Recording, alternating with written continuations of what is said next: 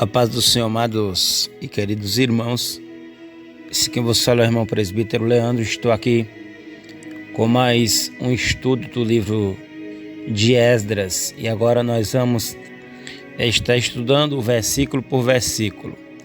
Peço para você que ainda não é inscrito no canal, se inscreva no canal, ative o sino, dê o like nos nossos vídeos, para que nós possamos crescer e alcançar mais pessoas para a glória e honra do Senhor Jesus. Amém? Vamos estar estudando o capítulo 1 de Esdras completo. Amém? E vou começar pelo versículo 1. Vou fazer a leitura do versículo e logo em seguida faremos o comentário em cima do versículo. Esdras capítulo 1, versículo 1 está escrito: No primeiro ano de Ciro, rei da Pérsia, para que se cumprisse a palavra do Senhor por boca de Jeremias, despertou o Senhor o espírito de Ciro, rei da Pérsia, o qual fez passar pregão por todo o seu reino, como também por escrito, dizendo.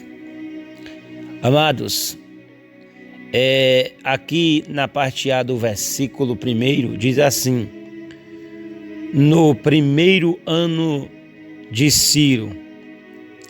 Essa aqui é uma referência ao primeiro ano do reinado dele na Babilônia, do rei Ciro na Babilônia, em 539 a.C.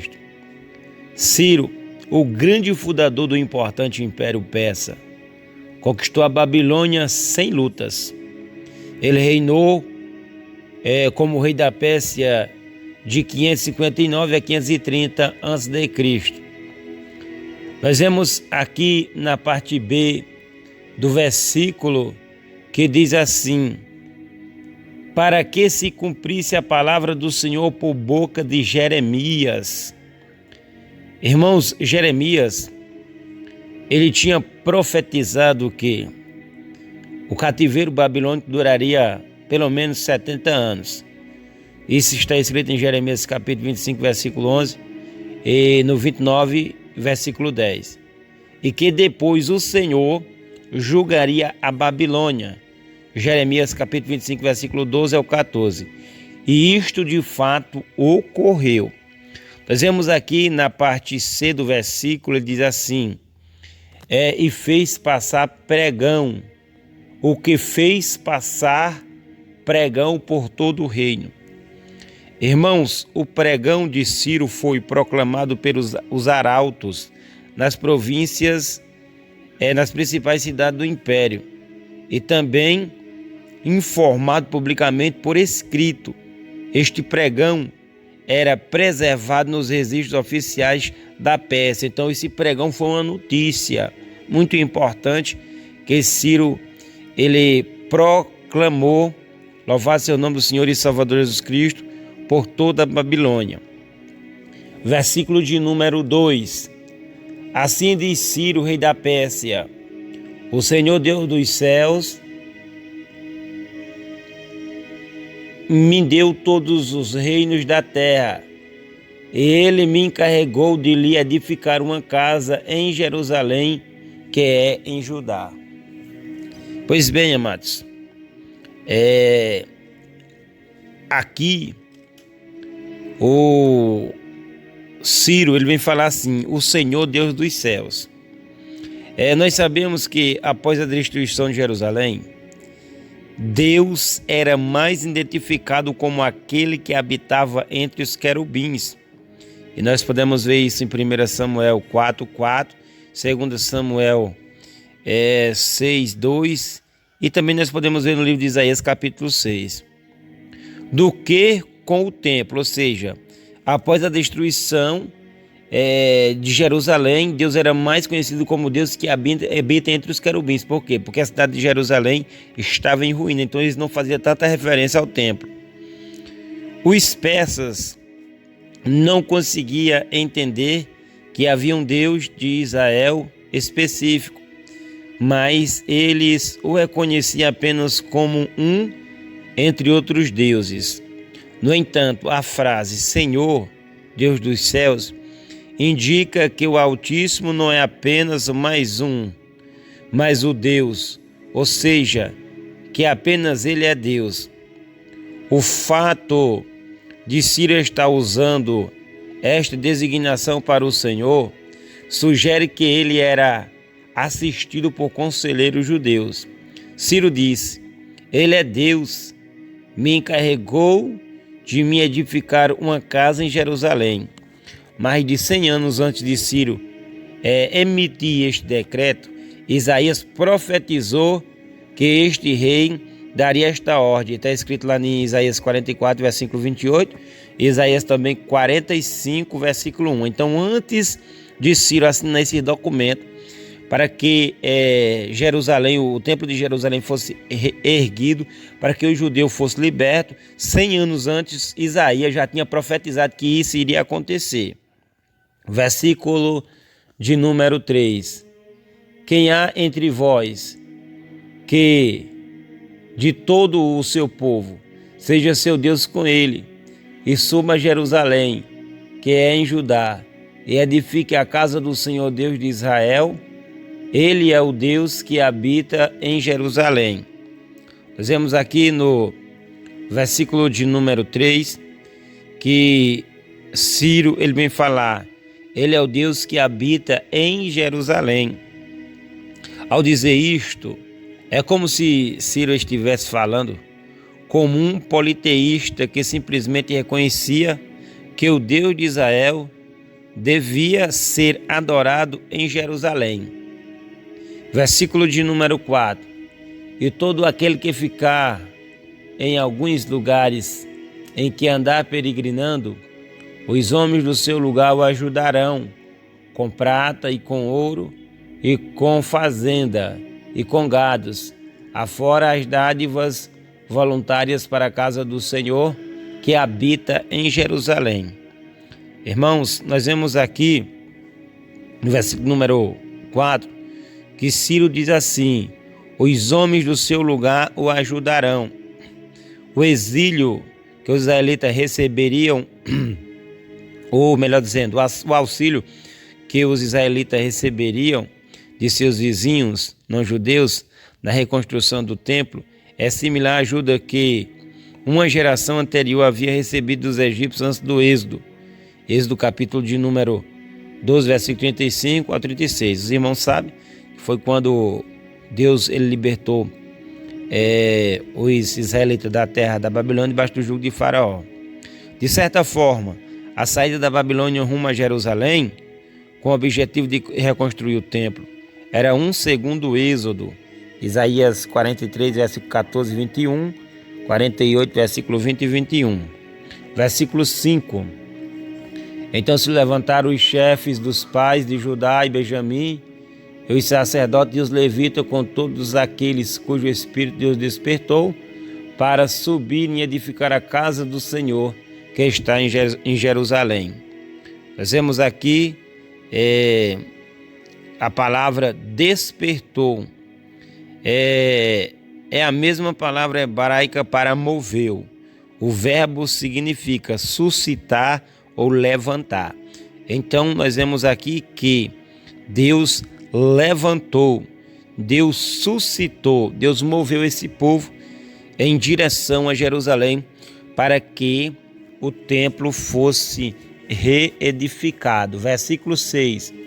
E todos que habitavam nos arredores lhes confortaram as mãos com vasos de prata, com ouro, com fazenda, com gado e com coisas preciosas, afora tudo o que voluntariamente se deu. Nós vemos aqui no versículo número 6 a seguinte expressão no versículo: todos os que habitavam nos arredores. Irmãos, isso incluía os vizinhos não judeus, assim como os judeus que queriam permanecer na Babilônia. Então, nós vemos aqui que tanto os não judeus como os judeus, eles ajudaram aqueles que queriam voltar para Jerusalém, porque nem todos os judeus que estavam na Babilônia, eles voltaram para Jerusalém. ficou muito judeu na Babilônia, morando lá, porque se adaptaram lá e não quiseram voltar.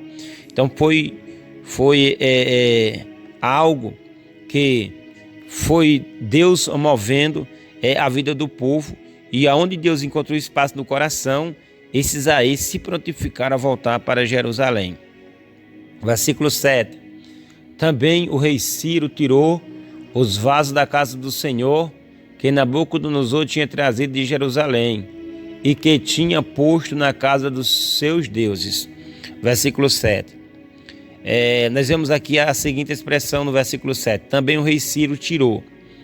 Irmãos, o povo que retornou para Jerusalém foi ajudado não só por seus vizinhos, mas pelo próprio rei Ciro, o qual ordenou a devolução dos utensílios do templo que tinham sido levados por Nabucodonosor. Nós podemos ver isso em 2 Reis 24, versículo 1 ao 7, versículo 11 e 13, 25, versículo 8 ao 17, 2 Crônicas 36, versículo 5 ao 7, 9 e 10, 13 e 19, Daniel 1, versículo 2. Irmãos, versículo agora de número 8. Este tirou Ciro, rei da Pérsia, pela mão de Mitredate, o tesoureiro, que os deu por conta a Sesbazar, príncipe de Judá. Então nós vemos aqui que Mitradate, o tesoureiro, esse homem aqui não se trata do mesmo Mitradate mencionado em Esdras capítulo 4, versículo 7. Os irmãos depois podem conferir aí nas vossas Bíblias. O nome Sesbazar aparece apenas em duas passagens. Esdras 1, versículo 8 ao 11 e 5, 14 ao 16. Ambas relacionadas às ações peças oficiais. Por outro lado, o nome Zorobabel é usado em passagens relacionadas à atividade judaica. O texto de Esdras 5, versículo 2, 16, parece indicar Sesbazar e Zorobabel. É possível que o primeiro fosse o nome pelo qual Zorobabel era conhecido nos círculos persas, mas há ainda outras duas possibilidades. Primeiro, alguns sugerem que, após a morte de Sesbazar, seu trabalho teria sido continuado por Zorobabel. Segundo, outros sugerem que Sesbazar é o outro nome dado a Senazar, em 1 Crônicas, capítulo 3, versículo 18, tio de Zorobabel. A expressão príncipe de Judá significa que ele pertencia à linhagem real davídica. Zorobabel era neto do rei Jeoaquim. Em 1 Crônicas 3, 17 a 19, ele é chamado de filho de Pedaías, em vez de Seatiel.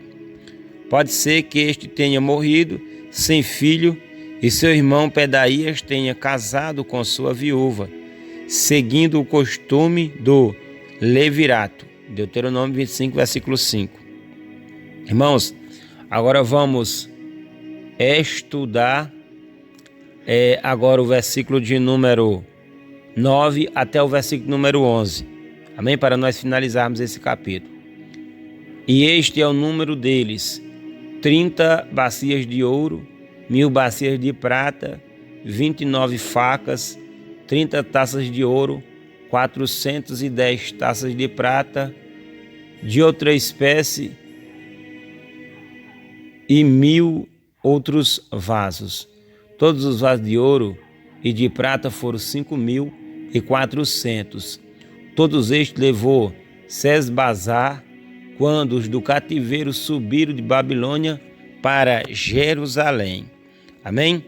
Então, nós vemos aqui a lista dos objetos separados nos versículos 9 e 10, os quais pertenciam à casa do Senhor em Jerusalém. De lá haviam sido retirados por Nabucodonosor. Totaliza 2.499 itens. No entanto, a soma de todos os utensílios, dado no versículo 11, é de 5.400 peças.